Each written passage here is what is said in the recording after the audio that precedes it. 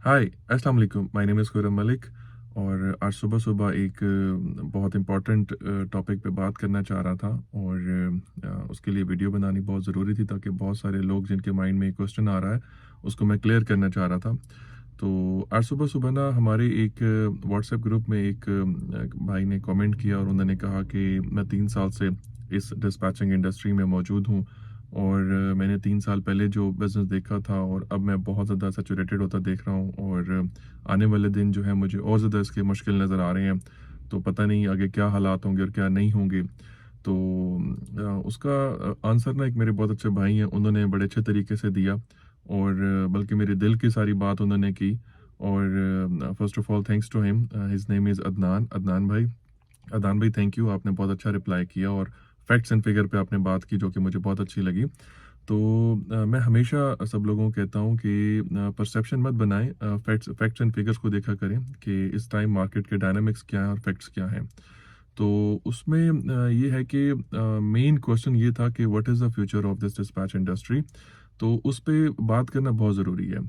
तो मेरे पास ना बहुत से लोग आते हैं, इंटरव्यू देने भी आते हैं, जॉब्स के लिए भी आते हैं, स्टूडेंट ट्रेनिंग के लिए भी आते हैं। तो उनसे मेरी बहुत डिस्कशंस होती हैं और उनके बहुत से सवालों को मैं सुनता हूँ, उनके जवाब भी देता हूँ। तो इस सवाल का जवाब मैं इसलिए देना चाह रहा था कि इस इंडस्ट्री का फ्यूचर क्या है, क्योंकि बहुत से लोग घबरा जाते हैं कि यार इसका फ्यूचर क्या होगा। तो मैं बड़ा अच्छा इसका आंसर आप लोगों को देना चाह रहा हूँ। देखिए, हमेशा से मैंने बात की है कि जो ट्रकिंग इंडस्ट्री होती है वो किसी भी कंट्री की बैकबोन होती है। अगर ट्रकिंग इंडस्ट्री किसी भी कंट्री की बैठ जाए ना, तो इट्स मीन कि वो कंट्री ही बैठ जाएगा। और पाकिस्तान के जो लोग हैं वो हमेशा जो है ना ये सोचते रहते हैं कि पाकिस्तान के इस टाइम जो हालात बने हुए हैं, इस टाइम लोग काफ़ी ज़्यादा परेशान हैं यहाँ पे अपने इकोनॉमिक कंडीशन को देख के। तो उसका कंपटीशन आप अमेरिका से, यूएसए से नहीं लगा सकते। देखें, एक तो यूएसए की मार्केट बहुत बड़ी है। आप यूएसए से पाकिस्तान का कंपटीशन बिल्कुल किसी भी आप लेवल पे जाके नहीं लगा सकते। यूएसए एक बहुत बड़ी मार्केट है। जहाँ डेली बेसिस पे मार्केट में काफ़ी डिस्पैचर्स आ रहे हैं, वहाँ डेली बेसिस पे यूएस में काफ़ी ट्रक्स रजिस्टर्ड भी हो रहे हैं। तो एक शख्स ने ग्रुप में मैसेज किया कि इस टाइम लाहौर में, बहरिया टाउन में 150 प्लस डिस्पैचिंग कंपनीज बन गई हैं। तो फर्स्ट ऑफ ऑल 150 थोड़ा ज़्यादा हो गया है, तो इसे थोड़ा सा कम करना चाहिए। तो 150 डिस्पैचिंग कंपनीज नहीं होंगी, इससे कम ही होंगी। लेकिन जितनी भी डिस्पैचिंग कंपनीज हैं उनमें से बहुत सारी डिस्पैचिंग कंपनीज बंद भी हो जाती हैं। अब आप लोग ये सवाल करेंगे कि बंद क्यों हो जाती हैं। अभी रिसेंटली कल मेरे पास ना एक इंटरव्यू देने एक स्टूडेंट आया, उसने कहा कि सर मैं ना जॉब करना चाहता हूँ आपके पास। तो मैंने कहा मोस्ट वेलकम। अब उसका एक्सपीरियंस था 6-7 महीने का सेल्स में। तो मैंने उससे पूछा कि आपने एक्सपीरियंस कहाँ से गेन किया। उसने कहा एक कंपनी थी और वो बंद हो गई, जिसकी वजह से मैंने ना वहाँ से मुझे छोड़ना पड़ा और मैं आपके पास अब यहाँ पे आके ना जॉब करना चाहता हूँ। मैंने उससे पूछा बंद क्यों हो गई। तो उसने मुझे रीज़न दिया। उसने कहा कि सर वहाँ पे ना एम्प्लॉयज़ हम 5-6 लोग थे और अब ना उनसे मैनेज नहीं हो रहा था, एक्सपेंस उनके ज़्यादा हो रहे थे, इनकम उनकी कम हो रही थी। 6-7 महीने से वो लोग सर्वाइव कर रहे थे और अब फाइनली वो बंद कर गए। तो अब बंद करने की ना 2 से 3 रीज़न्स होती हैं। वो रीज़न मैं आप लोगों को बता देता हूँ। फर्स्ट रीज़न इज़ कि आपकी पॉलिसीज़ कुछ ठीक ना हो। आपकी पॉलिसीज़ आपने कुछ मतलब ऐसी बनाई हो जो फिज़िबल ना हो इस इंडस्ट्री के हिसाब से। सेकंड, आपका चेक एंड बैलेंस सही नहीं है। आप चेक एंड बैलेंस सही नहीं कर रहे, बस आपने टीम के हाथ में सब कुछ दिया हुआ है और आप बिज़नेस रन कर रहे हैं। थर्ड थिंग, आपको इस बिज़नेस की खुद हाव नहीं है। आप इन्वेस्टर हैं, आपने सिर्फ पैसा लगाया हुआ है और टीम के सर पे आप बिज़नेस चला रहे हैं। फोर्थ थिंग, एक और चीज़ वो ये है कि आपकी टीम मैनेजमेंट सही नहीं है। टीम लड़के से पूछा कि आपकी टीम में कितने सेल्स पर्सन थे और कितने डिस्पैचर थे। तो ही सेड के सर 2 डिस्पैचर थे और 5 सेल्स पर्सन थे। तो आई वाज सरप्राइज कि यार 5 सेल पर्सन क्यों। तो उसने कहा सर ताकि ज़्यादा से ज़्यादा सेल निकले और डिस्पैचर उसको मैनेज करें। अब 5 सेल्स पर्सन थे, उनमें से ज़ाहिर बात है पाँचों नहीं चल रहे होते। स्टार्टिंग में ही अपने ऊपर एक ओवरहेड बढ़ा लिया, अपनी टीम ऐड कर ली। ऑब्वियसली उन 5 लोगों को पे भी करना है। अब वो परफॉर्मेंस दें या ना दें, आपने उनको सैलरी देनी है। आपने उनको लैपटॉप्स दिया, आपने एक ऑफिस उस लिहाज से, उन लोगों के लिहाज से एक ऑफिस लिया। जो लोकेशन उसने मुझे बताई थी वो लाहौर में मॉडल टाउन लिंक रोड बता रहे थे। और वहाँ का एरिया जो है वो एक मतलब एक्सपेंसिव एरिया है। ऐसा नहीं है कि वहाँ पे आपको चीप प्राइस में आपको ऑफिसेज मिल जाएंगे। तो जिस भाई ने भी शुरू किया था उन्होंने एक्सपेंस अपने स्टार्टिंग में ही इतने रख लिए कि इनकम उस हिसाब से नहीं हुई, तो उन्हें बंद करना पड़ गया। और मेरा एक जो एक्सपीरियंस है उसमें ये है कि अगर आपके पास 5 डिस्पैचर हैं, बस 2 या 3 अगर सेल्स पर्सन है तो that's more than enough. 2 sales person अगर अच्छे सेल्स पर्सन हैं, तो वो आपके 5 डिस्पैचर्स को बहुत ईज़िली मैनेज कर लेंगे। सेल्स पर्सन आप बढ़ा दें, डिस्पैचर्स आप कम रखें, तो उसमें ये होता है कि सेल्स जब ज़्यादा निकलनी शुरू हो जाती है, तो वो डिस्पैचर 1 या 2 डिस्पैचर जो होते हैं, वो मैनेज नहीं कर पाते। क्योंकि हर सेल पर्सन चाहता है कि उसकी सेल एक्टिव हो, वो अपनी सेल आगे प्रेफ़रेंस पे देगा कि मेरी सेल को पहले एक्टिव करो, क्योंकि उनके इंसेंटिव्स बने होते हैं। तो वो हमेशा प्रायोरिटी देते हैं कि यार मेरा जो कैरियर है, वो पहले एक्टिव हो। तो जब डिस्पैचर्स कम होंगे, तो सबको मैनेज नहीं कर सकेंगे और उसमें ये है कि अगर 1-2 सपोज़ अगर वो एक्टिव कर लेते हैं, अच्छा एक्टिव कर लेते हैं, तो 1-2 कैरियर से आप अपने 5-6 सेल्स पर्सन और 2 डिस्पैचर ऑफ़िस के एक्सपेंस वो आप मैनेज नहीं कर सकेंगे क्योंकि आपकी टीम बहुत ज़्यादा है। तो हमेशा मैंने एक आंसर दिया, मैंने कहा कि हमेशा आप स्टार्ट करें थोड़े से, मतलब आपका 1 डिस्पैचर है, 1 सेल पर्सन है और स्टेप बाय स्टेप जैसे-जैसे आपकी कैरियर इंक्रीज़ हो रहे हैं या आपकी अपनी टीम भी आप इंक्रीज़ कर लें। तो स्टार्टिंग में ही लोग बहुत सारी टीम रख लेते हैं और समझते हैं कि अगर हम ज़्यादा सेल्स पर्सन रख लेंगे, ज़्यादा टीम बढ़ा लेंगे, तो हमारा काम एकदम बढ़ जाएगा। ऐसा नहीं होता। ये काम स्टेप बाय स्टेप है, इसको स्टेप बाय स्टेप लेके चलें, इसको एकदम से इतनी हाई इन्वेस्टमेंट ना करें। अगर आप इतनी इन्वेस्टमेंट कर लेंगे, तो ऑब्वियसली आपको उसका लॉस भी फेस करना पड़ेगा, क्योंकि जब तक वो काम बिज़नेस आपका स्टेबल नहीं होगा, तो आपको उसके एक्सपेंस बेयर करने पड़ेंगे। जितनी टीम होगी, उतने एक्सपेंस बेयर करने पड़ेंगे। अभी मेरे पास एक अमेज़न वाले भाई भी आए, तो उन्होंने मुझसे डिस्कस किया, उन्होंने कहा कि सर अमेज़न में अब वो चीज़ नहीं रही। तो मैंने उनसे पूछा, मैंने कहा आप क्या कर रहे थे? कहता सर मैं ड्रॉप शिपिंग करता था, मैंने बहुत पैसे कमाए, मैं $500 $1000 पर मंथ अर्न कर लेता था ड्रॉप शिपिंग से। अब ड्रॉप शिपिंग में वो चीज़ नहीं रही। तो मैंने उससे कहा कितने साल से आप कर रहे हो? उसने कहा सर मैं 2-3 साल से मैं ना ड्रॉप शिपिंग कर रहा था, लेकिन अब ड्रॉप शिपिंग के सारे दरवाजे बंद हो गए, तो मैंने अमेज़न को छोड़ दिया।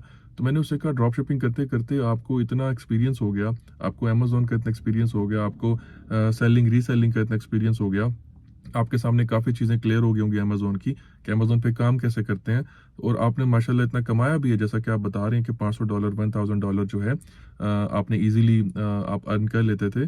तो आपने व्हाई नॉट आपने उसमें इन्वेस्ट क्यों नहीं किया? यानी आपने इतनी प्रोडक्ट्स को आपने सेल किया होगा, तो आपको कुछ तो आइडिया होगा कि यार ये प्रोडक्ट हॉट है, ये प्रोडक्ट कोल्ड है। मैं हॉट प्रोडक्ट पे अगर इन्वेस्टमेंट कर लूँ, इन्वेस्टमेंट करके एफबीए कर लूँ और एफबीए करके मैं पैसे बना लूँ, तो मैंने कहा ये क्यों नहीं सोचा? तो उसने कहा हाँ, ये तो मेरे माइंड में नहीं आया।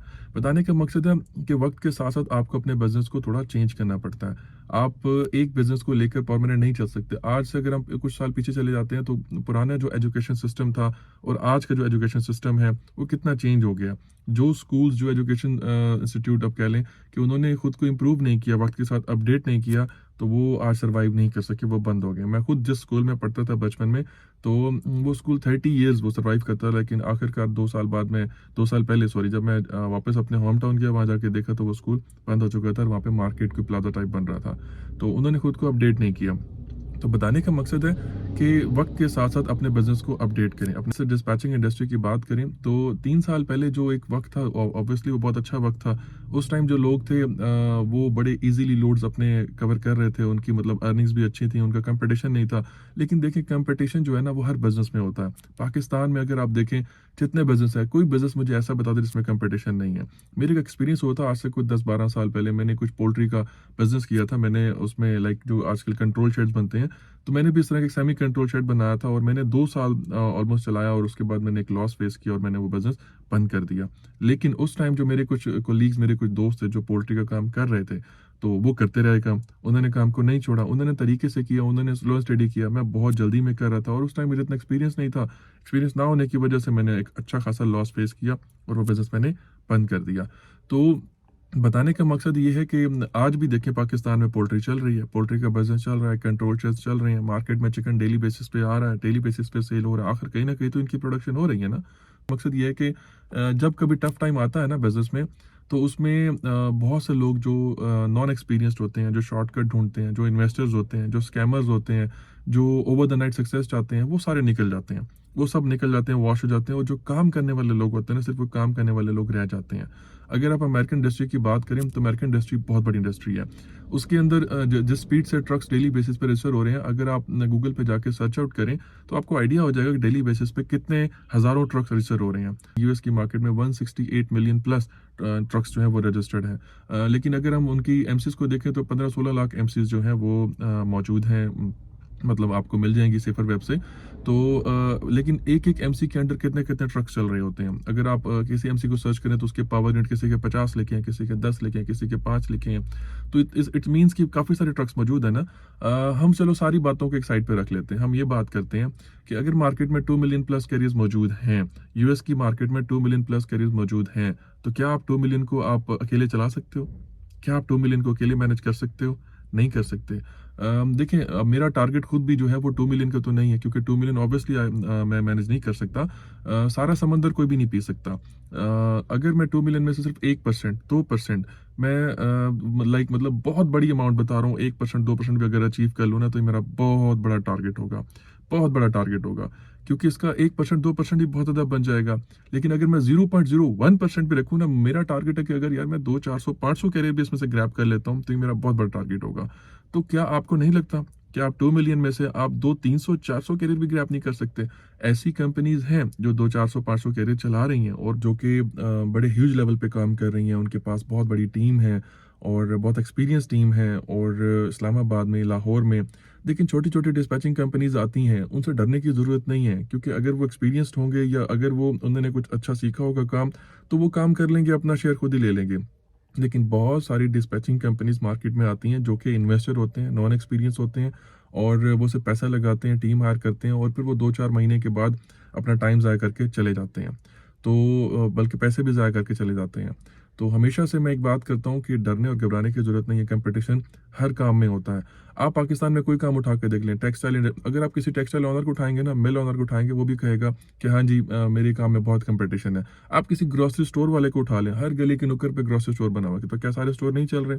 मेट्रो, इस टाइम लाहौर में एक बहुत बड़ा ग्रोसरी स्टोर है। मेट्रो जो है, मेट्रो कंपटीशन में कितने कैश एंड कैरी आ गए, इम्तियाज आ गया, फ्रेश ले के नाम से, और भी काफ़ी सारे नाम है, अल-फतेह के नाम से। तो क्या सब बंद हो गए हैं? क्या मेट्रो बंद हो गया है? सब लोग अपने अपने हिस्से का शेयर ले रहे हैं।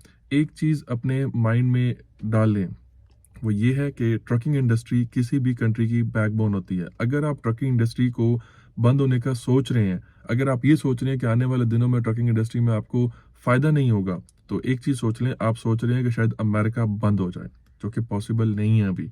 इस टाइम अमेरिका जो है, वो सुपर पावर है, और अमेरिका में सिर्फ ट्रकिंग इंडस्ट्री नहीं चल रही, बहुत सी इंडस्ट्री चल रही हैं। वो ट्रकिंग इंडस्ट्री के साथ-साथ बहुत सारी इंडस्ट्री चला रहे हैं। अमेरिका की इकॉनमी बहुत बड़ी इकॉनमी है।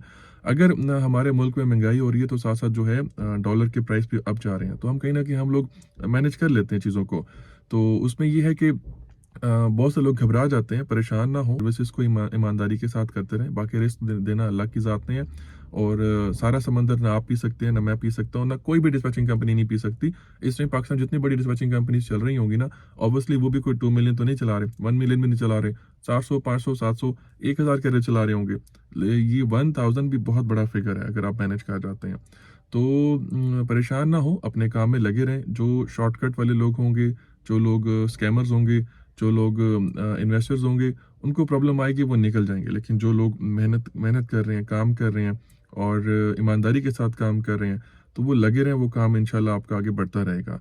तो परेशान होने की ज़रूरत नहीं है, घबराने की ज़रूरत नहीं है। ये इंडस्ट्री बहुत बड़ी इंडस्ट्री है, आप लोग इसको अकेले कवर नहीं कर सकते। ऑब्वियसली इस इंडस्ट्री को कवर करने के लिए बहुत से लोग मार्केट में आएँगे। अच्छा, एक और इम्पोर्टेंट थिंग, मुझे एक क्वेश्चन आया था कि एक मेरे स्टूडेंट ने मुझसे कहा कि सर, मैंने एक ब्रोकर को कॉल किया, उसने कहा कि we don't work with dispatchers. फिर मैंने दूसरे ब्रोकर को कॉल किया, उसने भी कहा कि I don't work with dispatcher. तो उसने कहा कि सर, ब्रोकर जो है वो डिस्पैचर के साथ काम नहीं करे, क्या करें? तो ये केस ना हमारी ऑफिस में, मेरी कंपनी में भी आया था। मेरे एक डिस्पैचर हैं, स्टीव उनका नाम है। तो उनको एक ब्रोकर ने कहा कि आर यू अ डिस्पैचर और अ कैरियर? तो he said no, I am the assistant of my carrier. तो उसने कहा let me confirm from your carrier. उसने कैरियर को कॉल किया, उसने कहा कि स्टीव आपका असिस्टेंट है? He said yes, he is my assistant. Obviously जो हमारा कैरियर है उसको लोड चाहिए, और हम उसको असिस्ट ही कर रहे हैं। तो उसने कहा कि यस, इज माय असिस्टेंट। उसने जब ये कहा, तो डिस्पैचर ने ब्रोकर ने मेरे डिस्पैचर को लोड दे दिया।